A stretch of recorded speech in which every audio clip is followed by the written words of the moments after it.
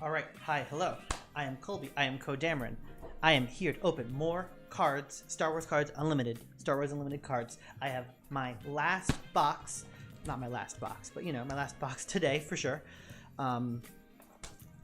Last box of the case, cracking a case.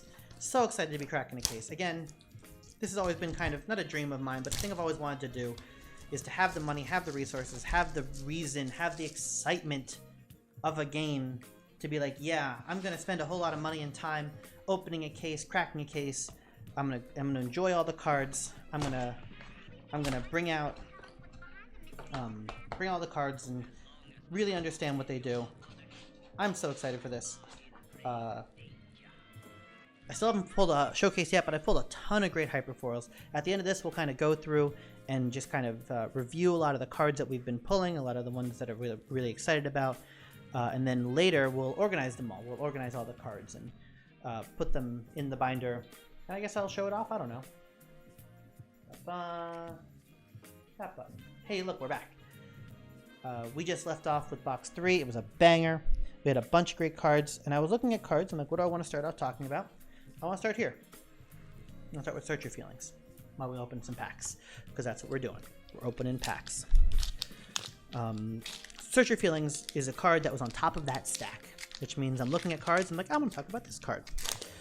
Search Your Feelings is another one of those cards that is a precedent setter. Are we going to have search effects? We have search the top X cards of your deck. Hold on. Administrator's Tower, Shield Token. Oh yeah. Another precedent setter. Search your deck for any card and draw it. Then shuffle your deck.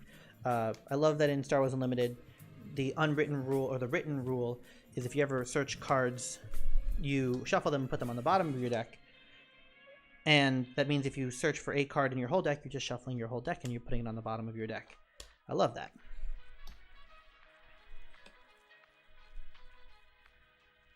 Not super impressive start to this box, but you know, it's not about the start, it's about the journey. It's about the aggregate of cards. There's a lot of cards here. We're getting a lot of cards. I have a lot to sort and organize and store. But the thing that's interesting about Search Your Feelings is it's dark, which is interesting. You know, the search the base. Ooh, hyperspace chariot. I like that. Good art on the hyperspace chariot. Really nice when extended. Right? Super nice. The thing that's interesting about Search Your Feelings is that it's dark, so you're looking at like Vampiric Tutor, you're looking at classic dark, classic tutors are in black and magic, and I guess tutoring is a thing that the dark side does in this game. Is that a dark side thing or is that just a this card thing? I don't know. But the interesting thing here is it costs 4. We were talking about how do we set a precedent, what does searching for a card cost? And this card says the answer is 4, and I think that's too high. Hollow Takedown. We have the Hyper Takedown. You know what? Let's leave it. Let's treat it right. Still a good card. Still in hollow. Still great. Is 4 cost search your deck for a card worth it? 4 cost is a lot. Specifically because paying 4 means that the next card needs to cost 2 or 3 or 4 if you want to play it on turn 6, 7, or 8. Otherwise, you're searching for a thing on turn 4 and playing it on turn 5, and or some combination of that. And at what point is a card so valuable that you're going to spend $4 to go find it and then wait next turn to play it?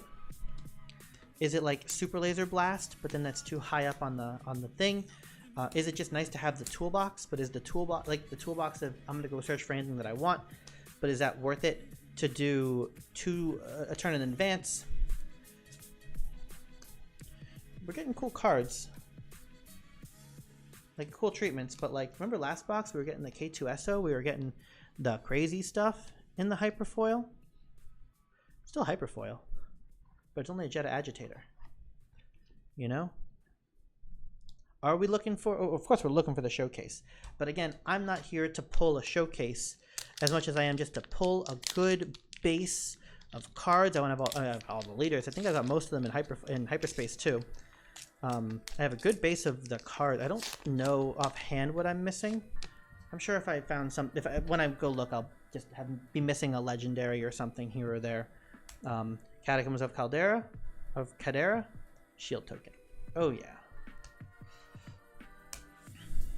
But do I need the hyperspace? No. Would I sell the hyperspace? Depends on the price.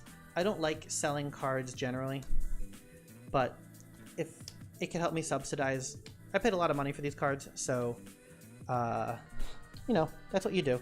You buy cards and you turn them into investments, which then get you more cards. I'm not here to gamble. I'm not here to speculate on price. I'm here to play cards. I'm here to talk about them. I'm here to grow the game and love the game. I don't love. I do know that if you ever want to play a game and just play it competitively, don't buy packs. What you want to do is you want to be buying the cards that you need. Figure out what you need. Play it online. Play it with your friends. Play it with proxies. And when you need to go to the tournament, then you buy the cards one at a time. This is not an efficient way to get the card you need. It's also probably not a cheap way to get the hyperspaces or the special treatment cards, the showcases that you need, because it's also luck based. You know, go to events, play the game, love the game, and as you play enough of it, the good cards will come. They will happen. You know, your friend will pull good cards and you'll be like, oh, you're always so lucky. But again, I'm here to build a base. I'm here to build some decks and play some games and teach people and grow the game. So I don't need a showcase to do that. And I don't need to sell a showcase to make that money back or anything. It is fun pulling. It is exciting. It's fun to pull the good cards. We've all done it before. Pull the Charizard when you're a kid. Pull the big Yu-Gi-Oh cards. I pull a lot of Yu-Gi-Oh cards. I think the difference now. Ooh, here's the difference. Not that.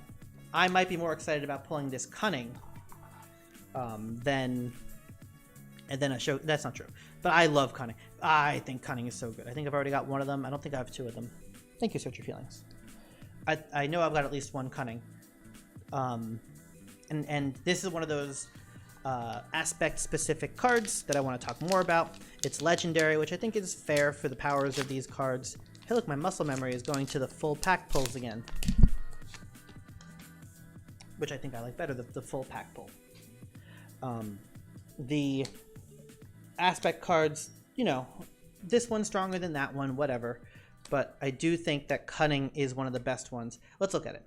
Choose two in any order for 4 cost on yellow. Number 1, return a non-leader unit with 4 or less power to its owner's hand. The card's nuts. That effect is probably worth 3 on its own, because Waylay is worth 3, return a non-leader unit to its owner's hand, and this does that with a stipulation of power 4 or less, but it is just one of 4 effects you're getting. It is a very good effect. It will kill any enhancements. So if you're putting Guardian of the Wills back in their hand, they lose the enhancements that the lightsabers that you were giving it. Ooh, Hollow Overwhelming Barrage. I'll sleeve that. I had no choice here because I had no choice of a good card.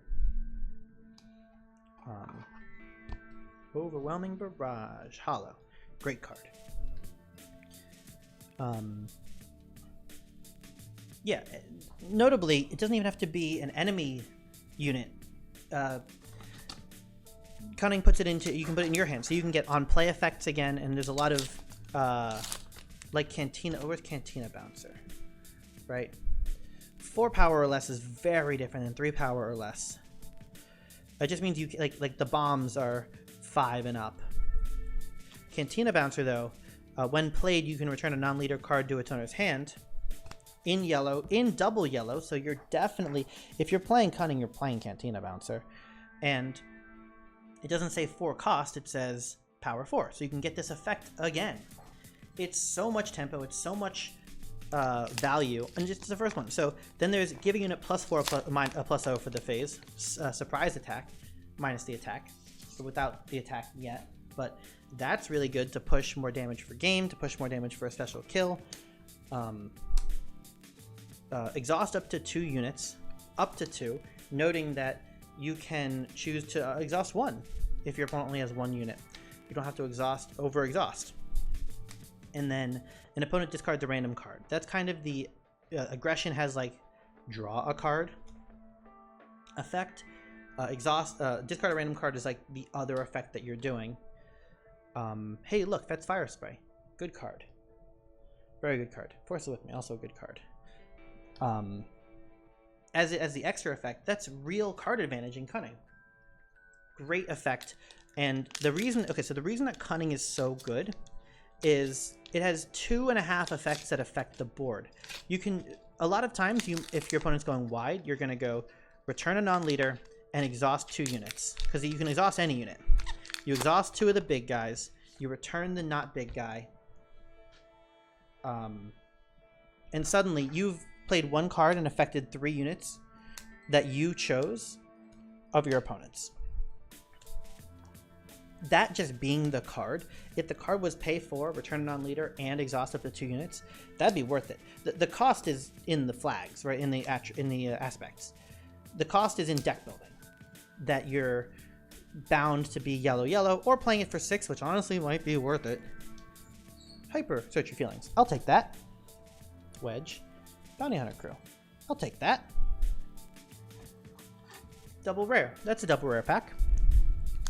So the value is that you're paying 4 for affecting 3 units on the board. That's so much of a swing of power. It's hard to kind of recover from that, or like that. It's hard to say that that wouldn't have interrupted your plan if you just got cunning late game. But also you have this +4 effect, which is so much damage, so much extra power coming from a single attack that you don't get to do the attack immediately. You have to wait till your next action. That's close enough to immediately. If you do +4 and exhaust 2 units, then your opponent probably won't have the guy that they need to deal with the guy that you just gave the extra power to. Emperor's Royal Guard. I don't have that card yet. We'll look at it because we don't have it yet. But yeah, Cunning just being the most effect on the board is so much value.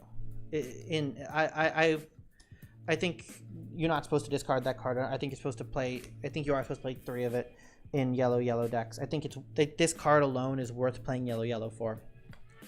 Let's look at the Emperor's Royal Guard. 3/4 for 3, and if you control Emperor Palpatine as a leader or unit, which is awesome because Palpatine as the leader is kind of good, and it's just passively there, so it always gets that. You get +0/+1. It has the same stats as Boba Fett. It's Imperial. And if you control an official, it gets Sentinel. This card's fantastic. This card is very, very good. You're always going to run this in a Palpatine deck because it's just good stats on a 3-cost body. It helps you get... It's doing the thing that it's letting you live longer, take favorable trades, and Sentinel your base to get more defense, to get up to your 8-cost Palpatine. It is exactly what you want in a Palpatine deck. You want this card that lets you get to that 7. Hey, a Mace Windu and a Hollow Strike True. I'll sleeve the Hollow Strike True. I'll also sleeve the Mace Windu. Mace Windu is a legendary. Mace Windu has a purple lightsaber.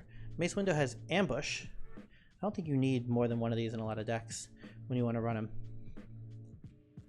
This can go away. This can go here. We'll talk about Mace. Doing it. Yeah, we're doing it. Yeah, Emperor's Royal Guard. It's not even unique, so you can have 3 of them out. Let me grab... Not you. Not you. Where did it go? Hold on.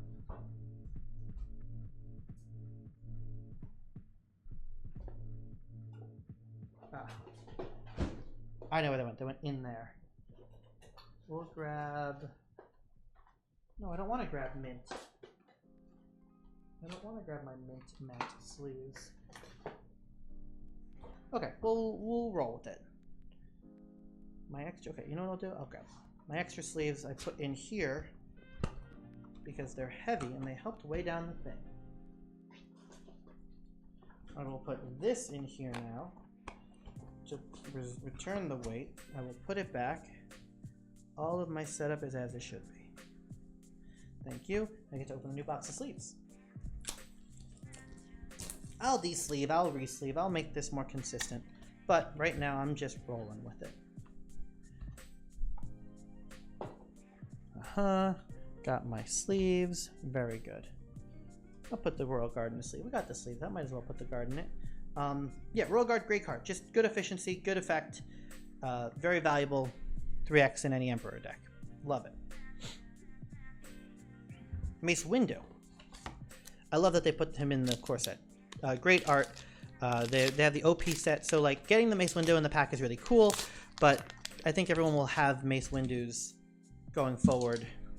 I don't think it's super necessary to trade for Mace Windows because we'll get them in organized play rewards with cool art. The alternate art's going to be really cool too.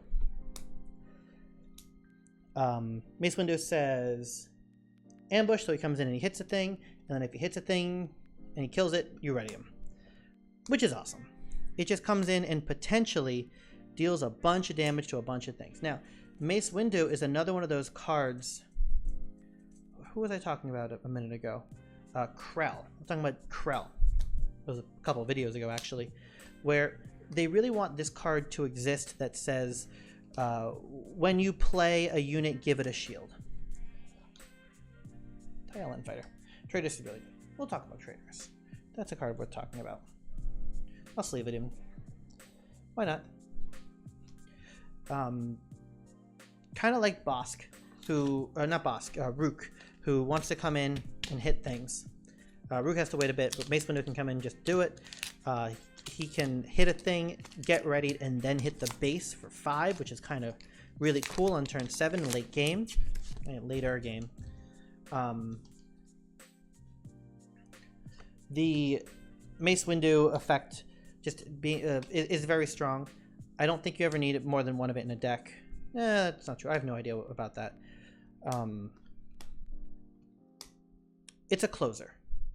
I think if you do the Mace Windu and get its effect off effectively, Galactic Ambition, you'll probably... It's done its job. You don't need to do it again. Or maybe you give him a lightsaber. He's a Force, so he holds a Jedi lightsaber super well. Maybe you give him him with my ally as the Force. Love that card still. Mace Windu, excellent user of it. More health, more damage, and a shield, which is exactly what Mace Windu wants. Hyperspace target, like that. Do it twice. Dig up a swamp. Experience. Oh yeah. These stacks are getting high. They're getting kind of messy, but they're working. I love this organization. Let me know if you guys like this organization, because this helps me understand what I've been pulling, what I've been playing, and it's so helpful in a limited environment when you're playing limited. But it also pre-sorts all of my cards. I don't know how. Oh boy. This is actually the first Relentless that we've pulled today, I think, but it's number 7 in my collection. Hollow Rook. Okay, we've got Rook. Rook looks a lot like Mace in that they come in and they want to do a lot of damage. Look at them. They're aggressive, they're dangerous. This Hollow is really dark. It really, I don't know. Hollow Rook. Rook looks good, but then the Hollow really darkens the card a lot. Having that shield is nice. I love the Death Touch effect on Rook. I think he's fantastic. I think he's supposed to play a lot of Rook, and I think you trade with him all the time into things with Sentinel. Maybe a lot of things with that 6 health aren't going to kill him in one hit, so he gets to trade into 2 different things, which means he gets 2 kills, even though he has 3 damage. Fantastic card. Rook and Mace should have combo effect. Like, you can't put them both in the same deck. They're completely opposite colors, so that's a good thing at least. Putting them both in the same deck would be so much damage and control, and also they're not blue, so you have to be splashing blue to get all those blue auto kill effects. Is Mace good in the Cassian deck? That's like, I don't think it's good in the Sabine deck. I think it costs too much to be in the Sabine deck. Is it good in the Cassian deck? Oh, baby. We have the Strafing Gunship. That is number 3 in my collection. That means I can play a deck with 3 of them. I think that's true. That might be number 4. Strafing Gunship again. Very good. What does Mace fit? What deck does Mace fit into? I don't know.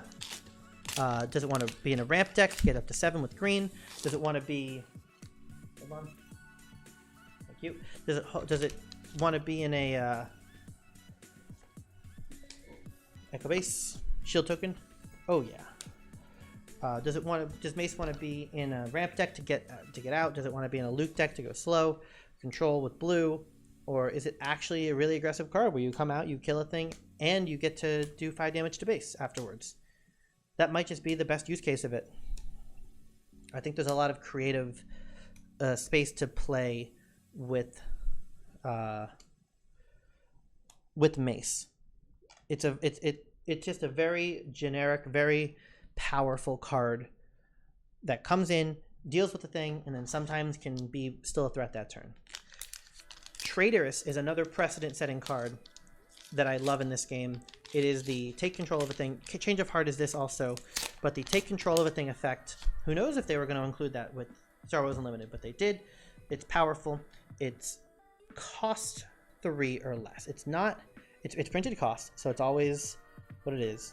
But there's a lot of things that are 3 or less that taking it instead of killing it is super efficient. Things have Sentinel. Things have stats. It is both removal and board state. It's such a good swing of effect. You still keep any equipment or enhancements that it had. Another Forakaz. Yes, please. And the Hollow Atst. You go here. Bosk goes here. You go here. And we get the Hollow ATST. Also not a bad card. So Overwhelm is very strong. Yeah. You get the unit with all of its enhancements on it, but your opponent still controls the enhancements. But it's one of the ways that you can actually get more value out of the Traitorous. The question about Traitorous is, does it fall off late games? Is Traitorous less good when people have more money? And I think the answer is no. I think it's just as good, because if I have $7, maybe my turn is play a 4 and a 3, because that's what's in my hand. Then Traitorous takes the 3, and then it's a swing. But then again, it's an upgrade. We were talking about the token upgrades, how the token upgrades give more, make it okay to play upgrade hate in your deck. Suddenly, you can use that upgrade that upgrade hate, which is just kind of good into token upgrades, and use it on the Traitorous. Suddenly you get your guy back. You swing it back in your favor. I think Traitorous is a really healthy card for the game to have. It's a good effect. It's correctly costed. It does a powerful thing, and I like that it's mono green. I like that it's mono green because you can be Traitorous on both sides. It's like Callus. If you've watched Rebels, if you know his story, he's Agent Callus seeking the Rebels. He can be seeking them for good or for bad. At one point, he's an ISB officer. He's Imperial, and then turns out he's the secret contact. He changes sides. He's now a good guy. So Callus working in both the good and the bad decks is really cool. Similar, there is actually a thing I want to talk about on that note. I'll go find a card in a second. We found a Palpatine and a Hollow Traitorous. Love that. Give me a sleeve for the Hollow Traitorous. Do we want to sleeve Palp? We can sleeve Palp. Palp might zap me if he's not in the sleeve, right? I want to find Bodhi. I want to find Bodhi Rook. Callus is an Imperial Trooper because that's what he is. He's an Imperial Trooper. He's in the Imperials, and he's a Trooper. Bodhi Rook.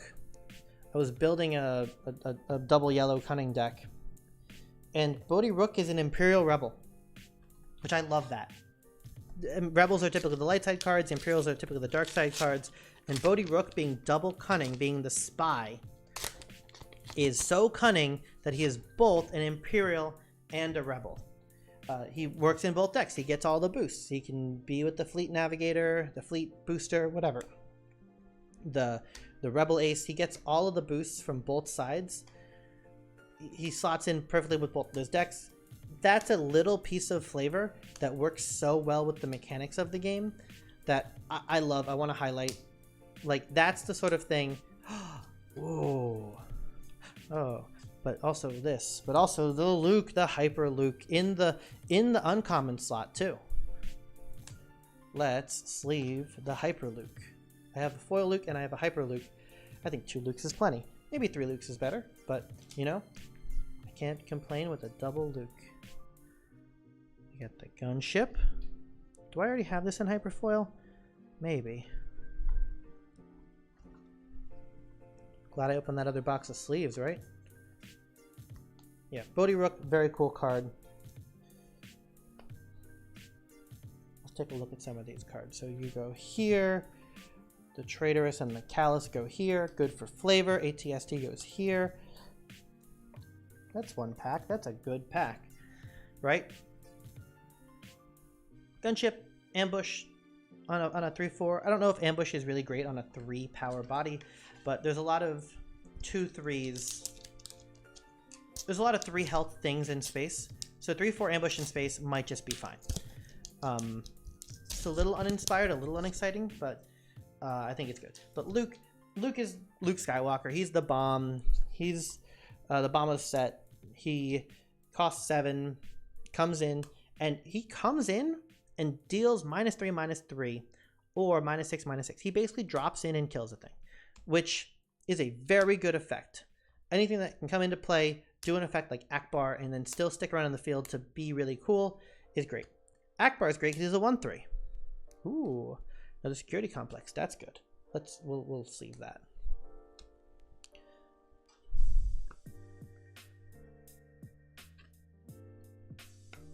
Luke coming in, getting a free unit kill, but then also being a 6/7 is a big stat line, and having Restore 3.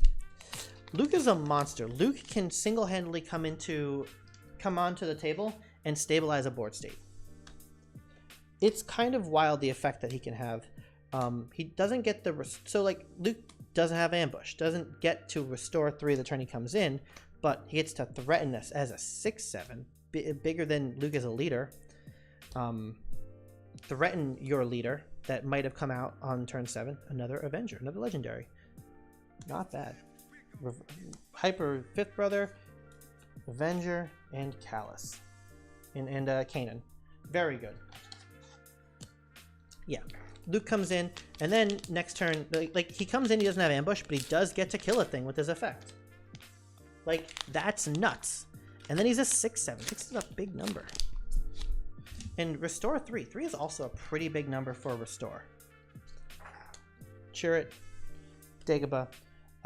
I think that Luke is fantastic.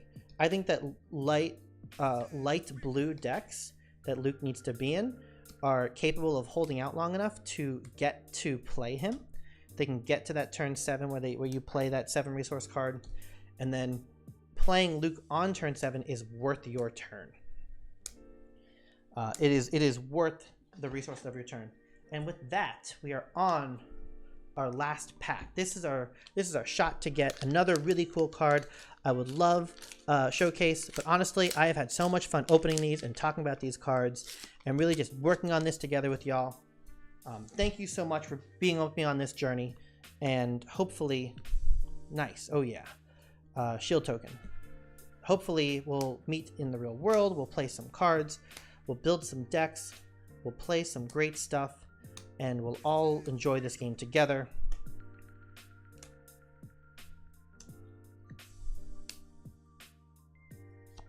Little lackluster on the last pack, but you know, again, I'm not here for the last pack. I'm here for all the packs. I'm here for the experience. I'm here for getting the cards and looking through them together.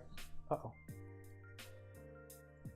Like, now that I have all of these cards, I think I have 2 or 3 of a lot of the cards I want to play with. Right?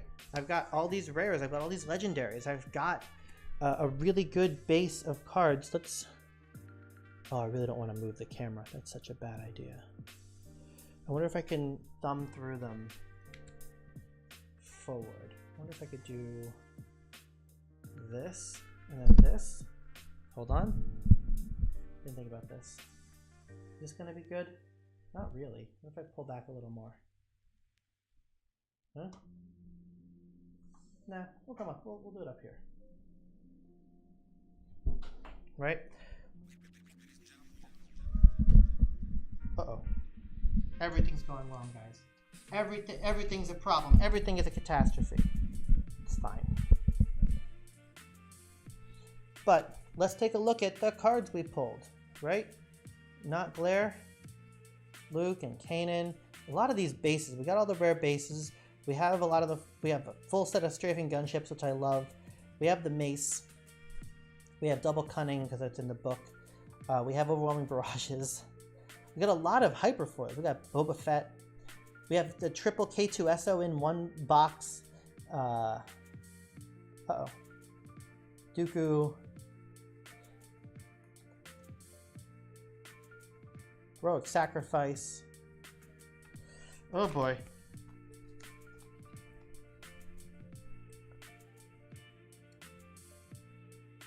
Yeah, so I don't know what I'm missing yet. I don't know. We have all the cards up here. We have all the cards on the table. We have all the time in the world to organize them. Tomorrow, again, I'm swapping out the big binder for a reasonable size, for a bigger binder. And we still have all of these cards which have been going in here. Right? Look at all these amazing cards that are also in here. Oh man, I'm excited to build decks. I'm excited to play cards. I'm excited to make more content. I'm excited to cast games. I'm excited to play games. I'm excited to be a member of this community with all of you. Thank you so much for being a part of this with me. Let me know what you want to see more of. Let me know how I can be a better member of the community for all of you. Thank you so much, and I'll see you all soon.